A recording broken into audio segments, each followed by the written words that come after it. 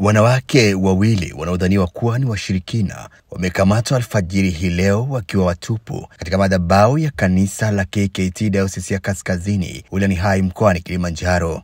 Tukio hilo ambalo limesambaa katika mitandao na vyombo mbalimbali vya habari kuanzia mapema alfajiri ya leo limeleta taharuki kubwa baada ya wanawake hao kudai walitumwa kuchukua ulimi wa marehemu aliyezikwa hivi karibuni katika makaburi ya usharika huo. Polisi wanasema uchunguzi wa tukio hilo unaendelea, huku wanawake hao wakiendelea kushikiliwa kwa uchunguzi zaidi. Mwinjilisti wa usharika wa Mkwarungo wilayani Hai, Jeremia Nkia, amesema walinzi waliokamata wanawake hao wakiwa na mabunda ya vitu mbalimbali visivyoeleweka. Ni mambo ya ajabu sana yaliyotokea katika usharika wetu ambao hatujawahi yaona. Leo alfajiri mlinzi wetu amekamata wachawi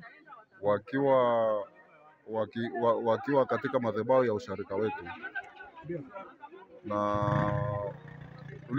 tulivyowahoji walisema wametumwa kuja kuchukua ulimi wa mwanamke mmoja aliyezikwa juzi ndani ya makaburi ya usharika. Wakristo ni watu wa imani, wengekuwa wamekamatwa sehemu nyingine, wengeweza walitamaniwa wauawe, lakini kwa sababu ni eneo la usharika wamesema hapana, wacha washuhudie matendo makuu ya Mungu katika usharika wetu.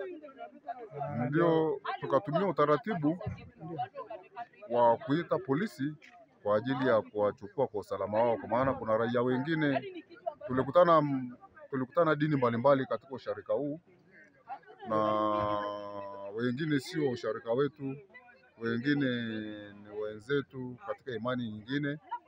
Kwa hiyo walitamani sana watu hao wauawe kwa sababu wametesa familia zetu sana.